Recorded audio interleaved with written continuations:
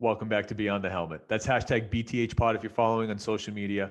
I'm your host, Steve McGrath, and today I'm pleased to bring you a very special conversation with Ed White.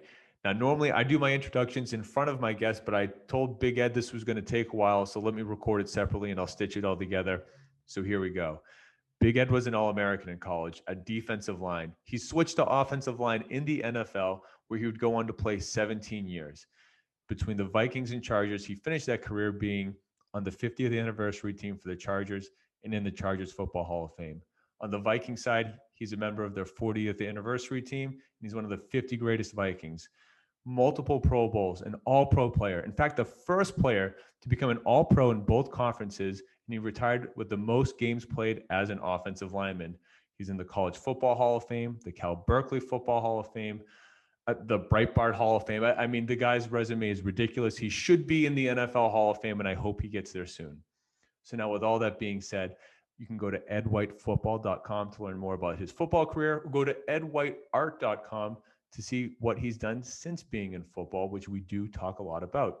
So now with all that being said, here's my conversation with Ed White.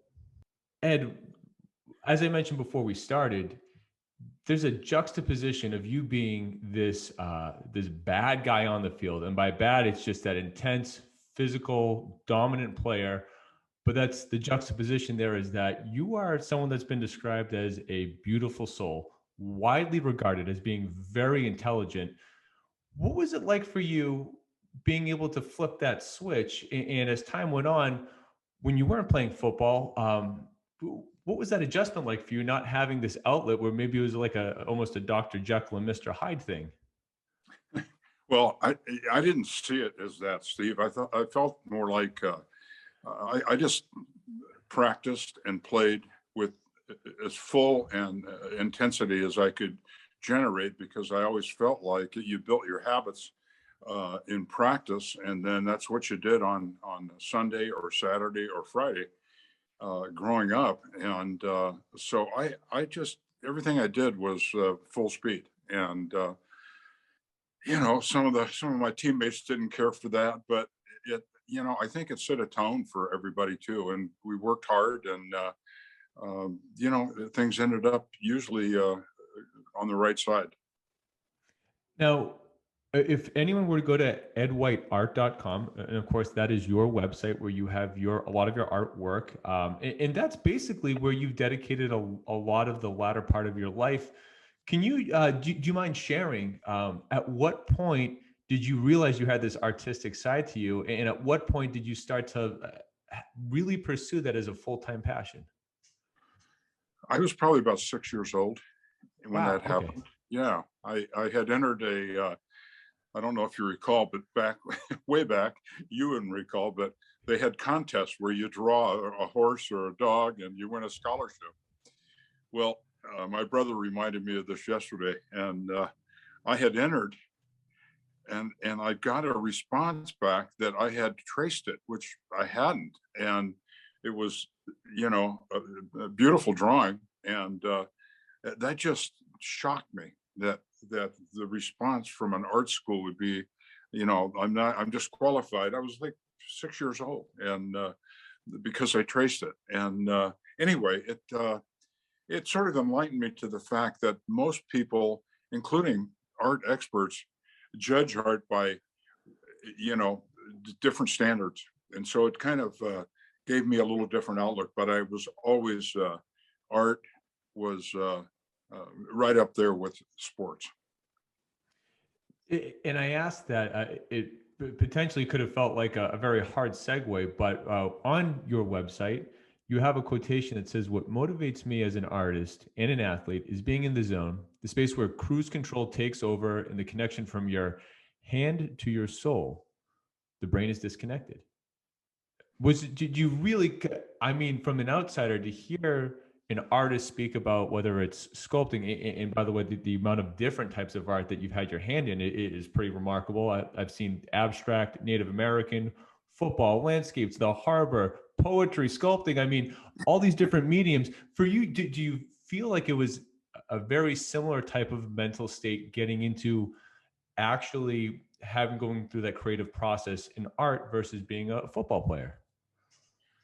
I think it's the same space in your mind and in your heart. I think art is a softer, gentler experience, but it still taps into a energy that is something you don't really direct.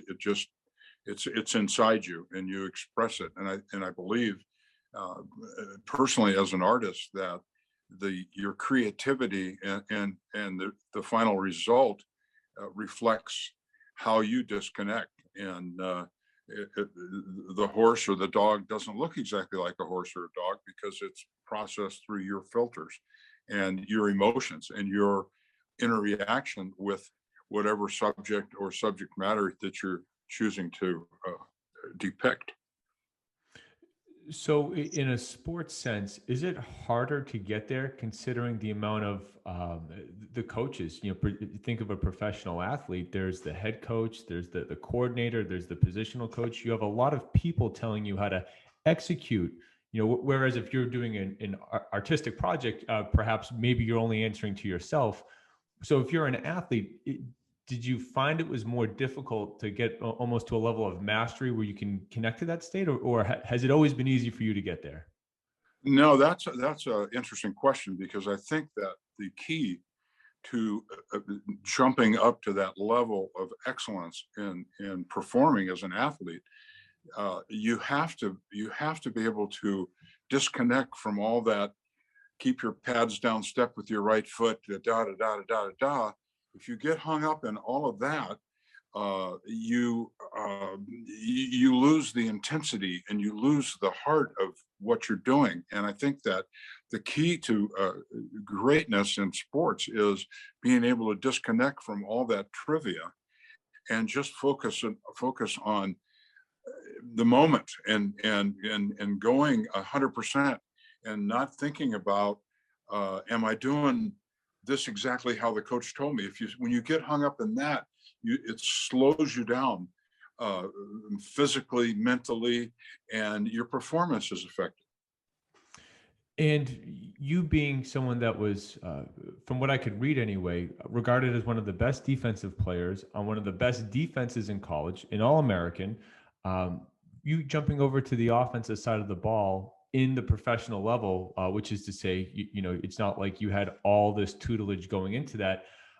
You just, the mindset was, let's go full tilt. Once you accept that you're going to change positions, you just say, okay, I'm going to go full speed and I'll worry about those coaching points later. Is that a fair assessment?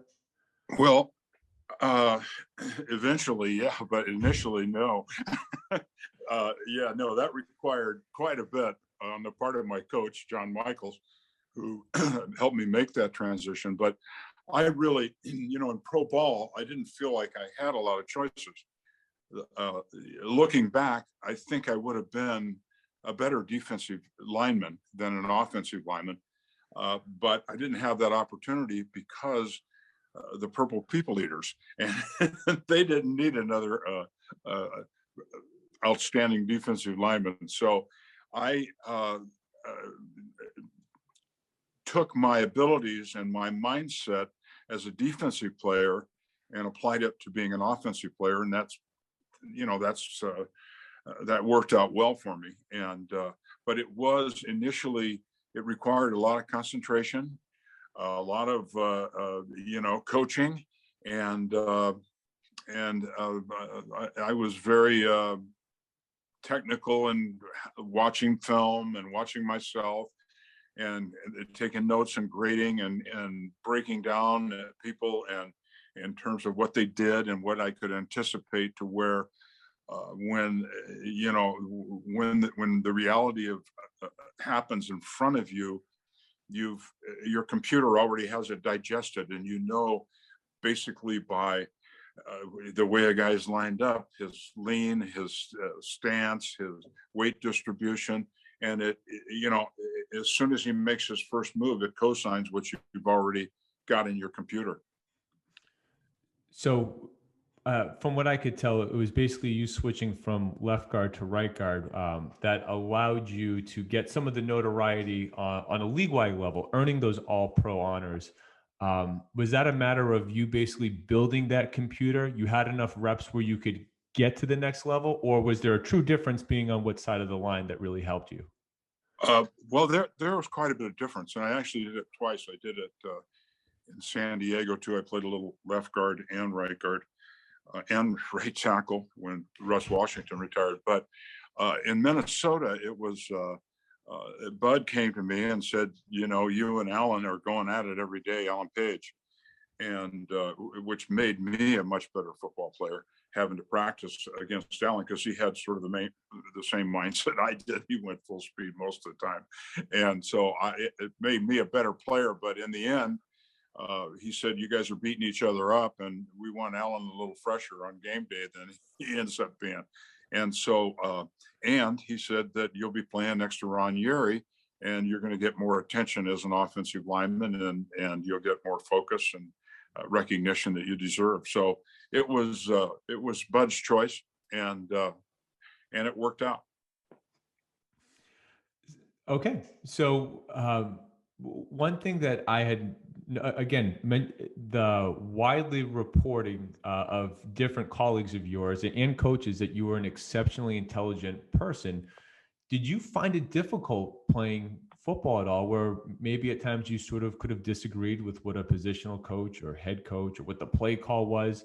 Did you find it hard that you basically couldn't always, maybe you potentially wouldn't see eye to eye with how someone else was calling the shots?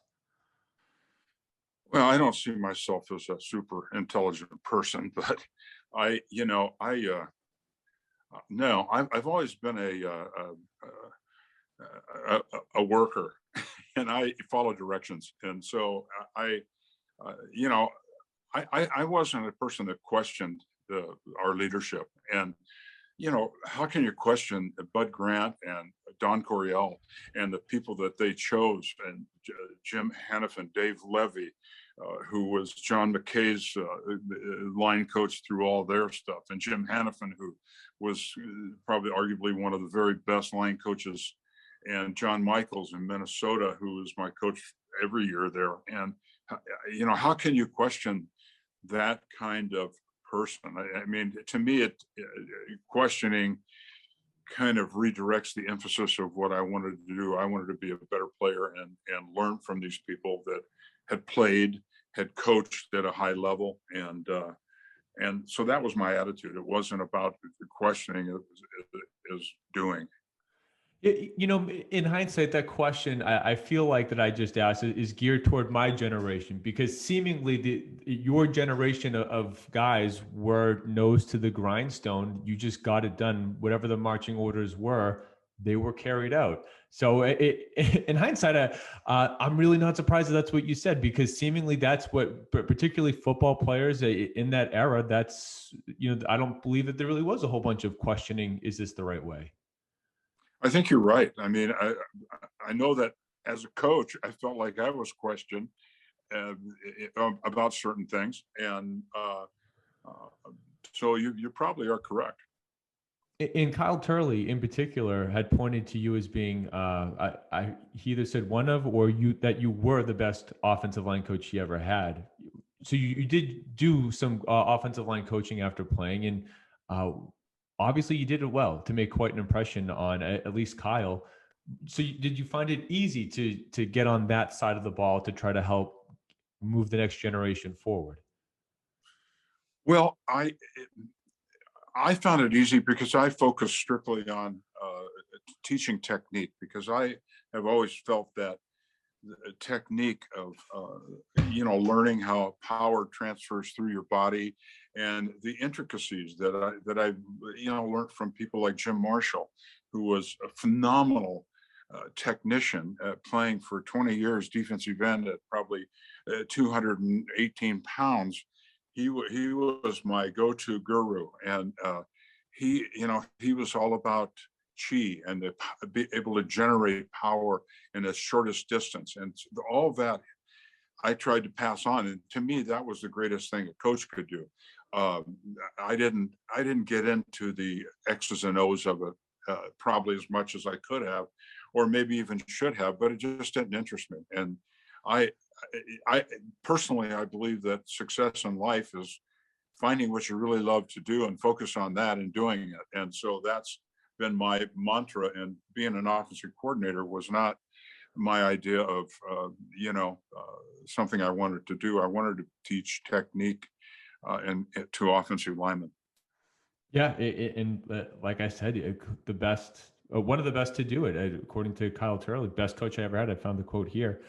Um, so just I wanted to bring, we got a little into football here. I wanted to just bring it a little bit more current to what you're doing. I have the Oak Lake Art Center as the nonprofit that you're involved with. So we've talked a little bit about art, but as time's gone on, how have you decided to focus your energy? Of course, as you said, art has been a big component of who you are your whole life, but why did you decide that that would be the center focus? How did that just generally evolve over time for you?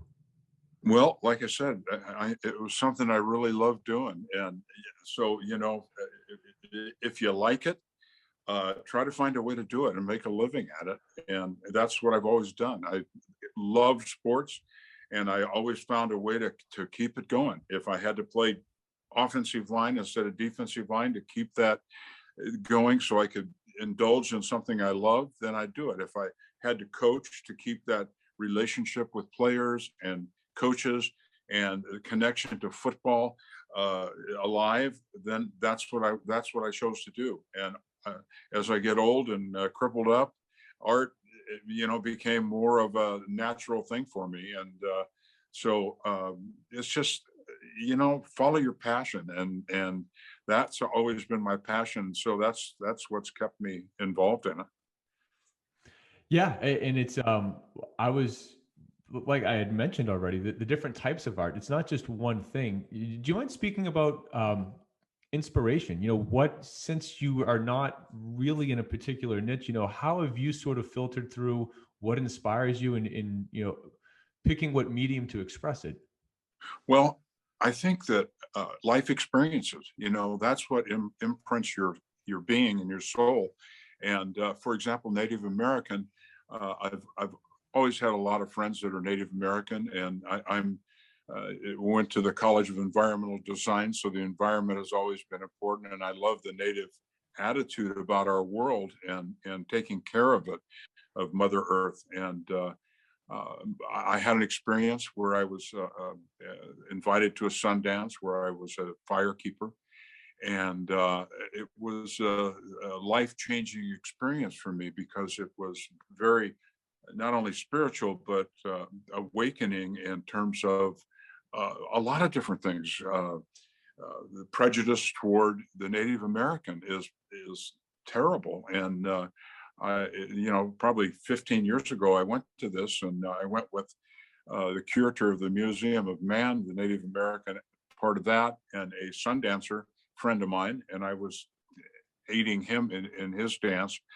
And we were not allowed to stay in a hotel in Sioux Falls, South Dakota, and we were not allowed to eat in a Kentucky Fried Chicken. And this is like 15 years ago. It just blew my mind that Yeah. something like that existed.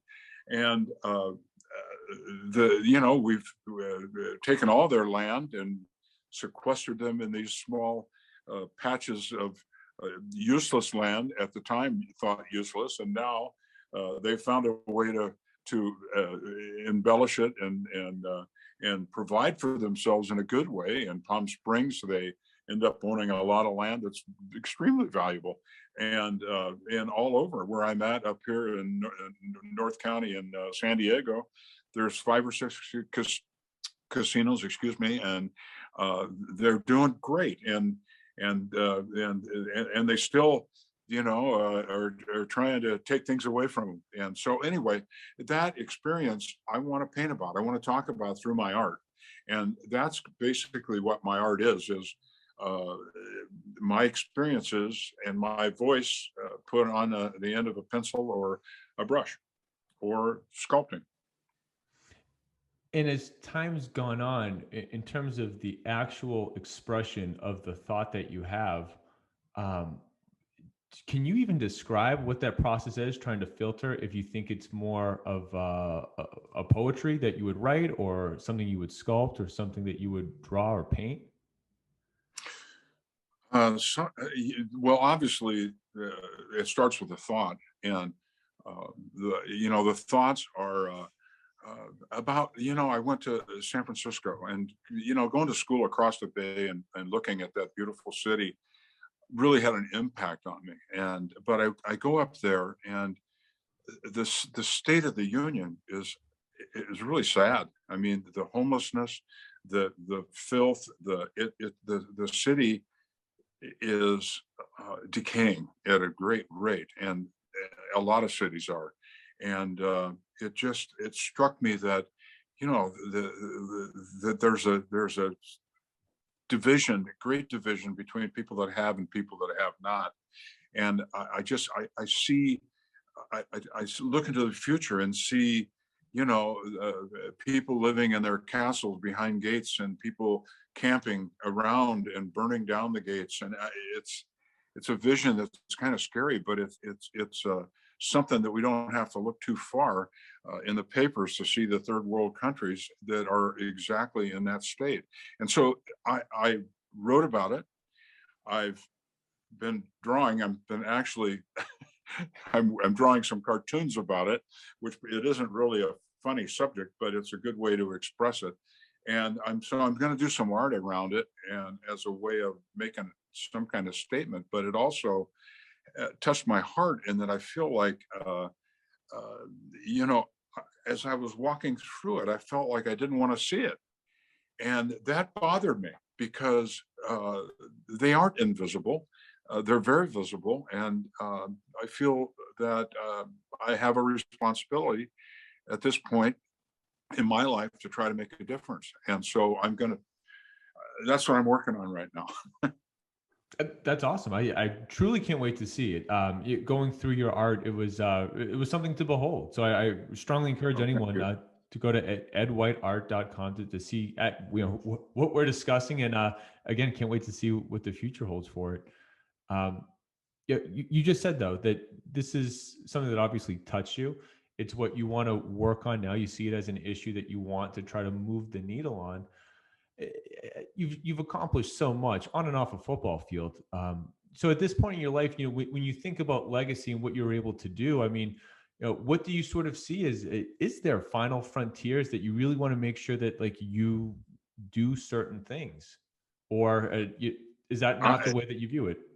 I don't view it like that. And I don't view it as a legacy. I just view it as something that I feel it's important for me to help out. I don't, gosh, I don't certainly have the wherewithal to donate millions of dollars. I've got a brother that's a doctor that just donated a million and a half to Cal football program, and which is amazing to me.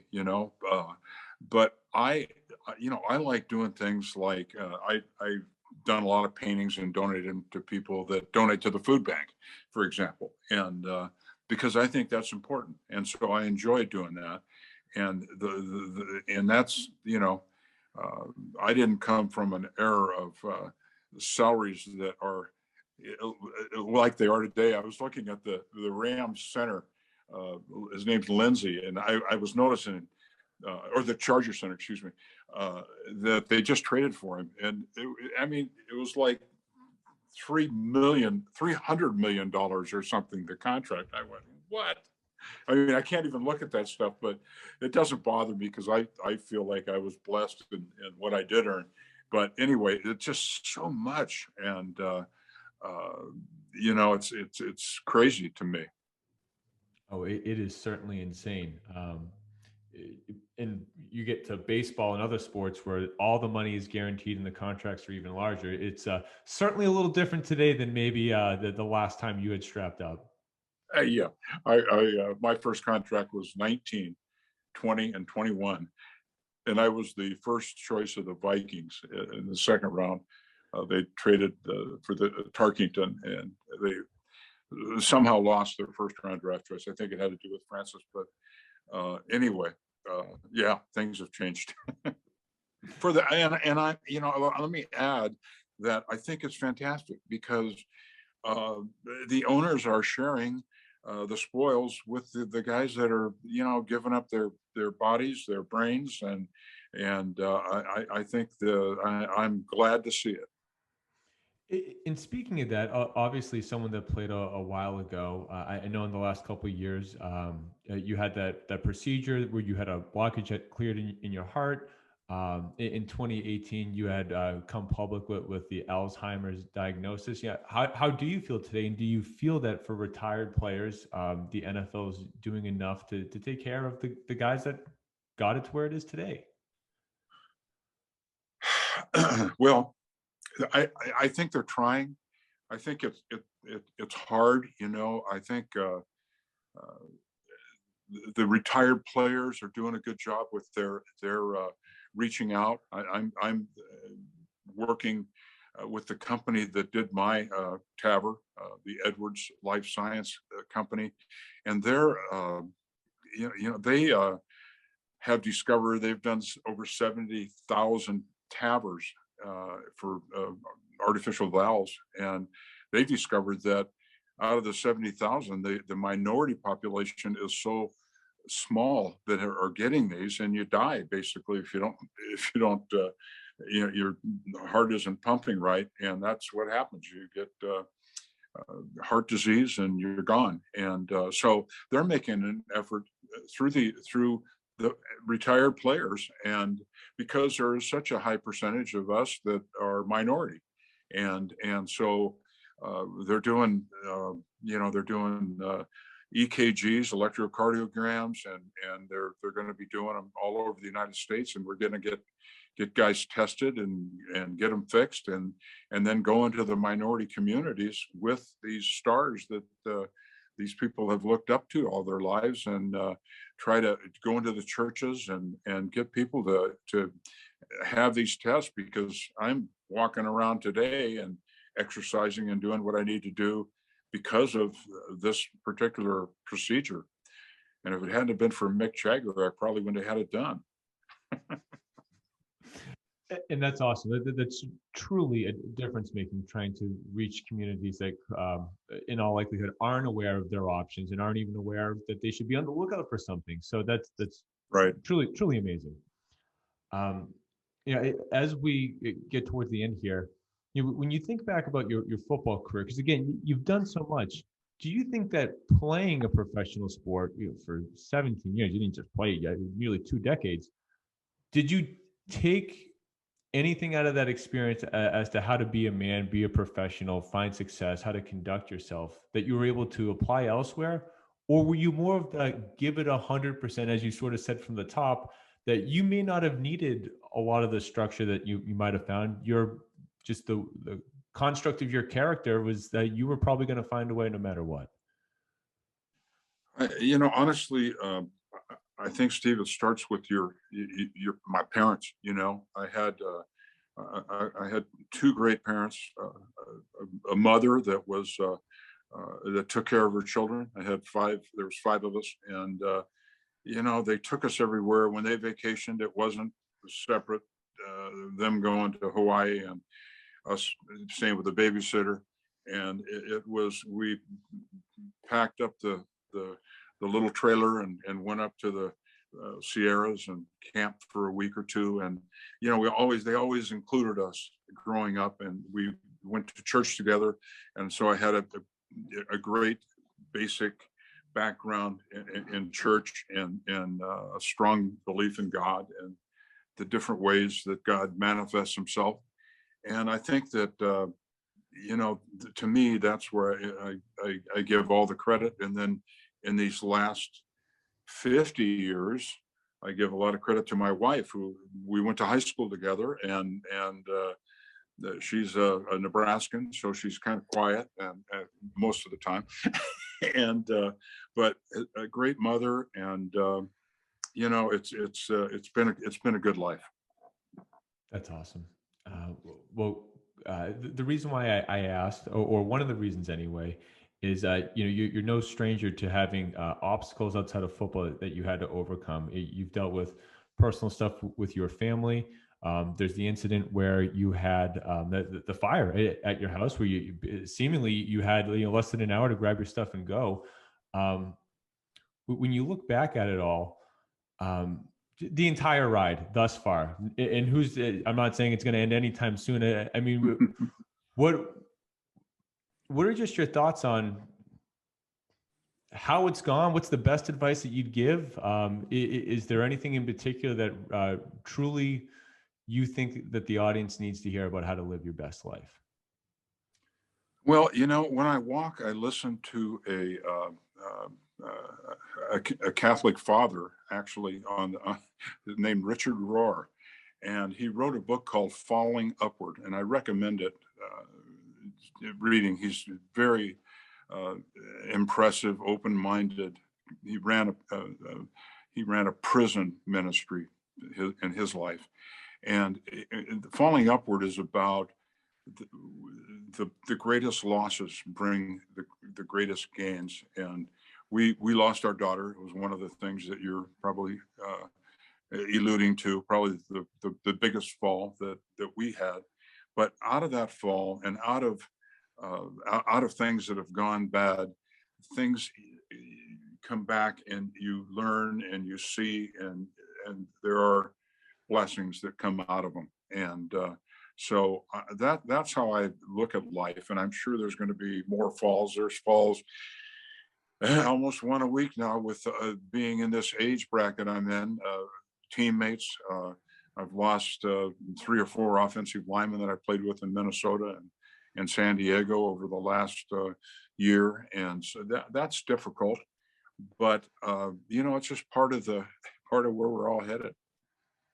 And I knew from what I had read, and basically I do want to shout out. I don't have the writer's name right in front of me, but there's a beautiful piece here. It is Pat Joseph wrote for about 10 years ago for the Cal website, and Right. really it was a tremendous piece that he wrote, a tremendous experience that he shared, where I was able to glean a little bit of insight, which is why I asked. But that's where I had seen you basically frame everything as being a blessing. And I think it takes a very strong character to take, it's easy to say that in good times, but to say that through the bad times as well, takes a certain character to do that. Well, it does. And it's I'm doing it right now with this pandemic, other than sitting on the couch too much, and having Siri set an alarm for every half hour so I get up and walk. It's been difficult. And now that my wife and I are vaccinated and boosted, we feel more comfortable with doing things like we did. And so I'm going to take a week and drive over to Sedona and paint, and looking forward to that. And so we're getting out a little bit more, a little braver, but we're still being pretty safe, because like I tell people, I've got too many boxes checked in the endangered species. So I'm being pretty careful. Understood. Ed, as we get toward the end here, I want to jump into the gauntlet, but before I do, just the fact that your football career had you aligned with, as you mentioned, the Bud Grant, Don Coryell, 2 of the all-time greatest, and to also have that coincide with Dan Fouts, Fran Tarkenton, 2 of the all-time greatest. When you think about the all-time greats, and by the way, although I didn't lead with this, I'm going to have it in our introduction. The fact that you don't get the recognition that you deserve, that basically, Dan Fouts, many that played with you and against you all testify to, is a separate subject, but still very important. Were there common traits among the best? Because stylistically, everyone can be different, but what was it about their approach that made them special? I think the special ones, and I let me add something else. You talk about personal success, and nothing can be done personally unless you're surrounded by good people. And I got to mention the coaches, who obviously were the best, but I also, in 17 years, only played between Ron Yeri in Minnesota and Russ Washington in San Diego. Only 2 offensive tackles, both as good as you could ever get. And then 2 centers, and Mick Tingelhoff, who we just lost. We just lost Russell too. Mick Tingelhoff and Donnie Masick, two of the best centers that played the game. And so I've got to give credit to the fact that, I was put in that position of, it's hard to go wrong when you're surrounded by that kind of ability. But the one trait I think, well, there's more than one, but the one that comes to my mind the first is they're all super intelligent guys that are able to translate watching a film, doing studies of a person instantly into how do I react, and it's not a thinking process; it's a reaction process, and that's a function of intelligence. And those guys, they're super intelligent. They had a great work ethic, which I got from my mom and dad, and I'm sure a lot of them did too. My dad was a construction worker, and he was a hard worker, and he put me to work, and I continued to work and still do to a great extent. There you have it. So Ed, just a couple quick questions. I ask my guests this all the time, but when you look at the landscape today, what's most important? Is it having the number one offense or the number one defense? Well, I thought you were talking about the other landscape, the life landscape, Oh. but that's okay. I'm going to address both of them, because with Coach Coryell, we had the number one offense every year, and we couldn't get over the hump. With Coach Grant, we had the number one defense and a decent offense. Yeah, but we came close, and we got to the finish line at least, and so it's hard to say. I think a defense. I like seeing a great defense and then an offense that's effective, and I think that, to me, that's the best.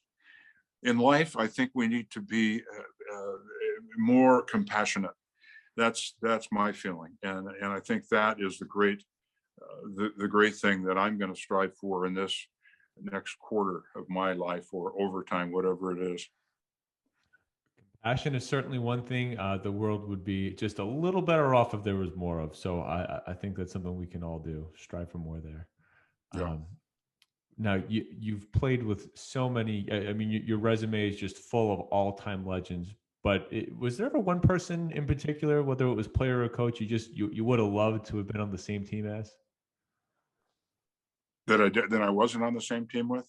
Yes, if there's one more that it would have been great to have had the chance with. Oh, man.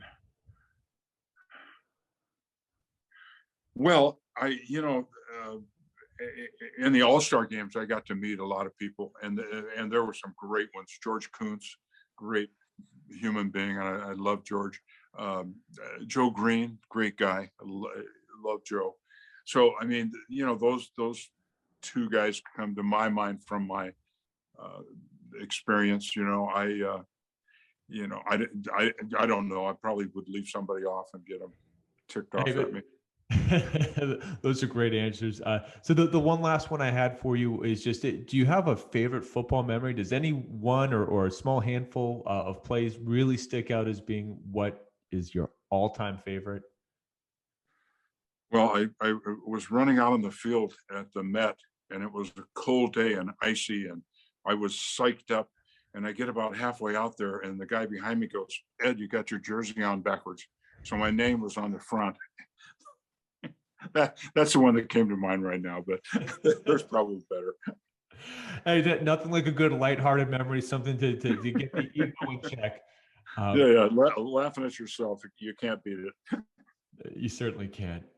Ed, thank you so much for taking the time. It's edwhitefootball.com if anyone wants to see more about your football career. And of course, it's edwhiteart.com if they want to check out what you've been working on recently, all of your artwork. Is there any other place you'd want people to go, or any other note you'd like to leave this on?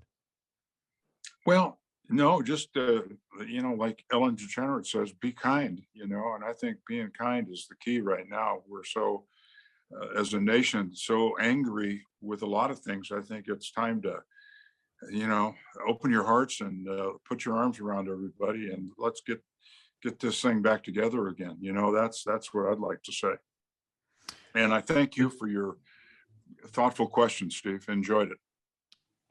Ed, I'm certainly glad that you did. Be kind, definitely easier said than done, as we've shown as of late, but hopefully we're getting to a place where we can do it. I will be doing my part, as I know you are. Yeah. Ed, can't thank you enough. Hey, thank you, Steve. Take care.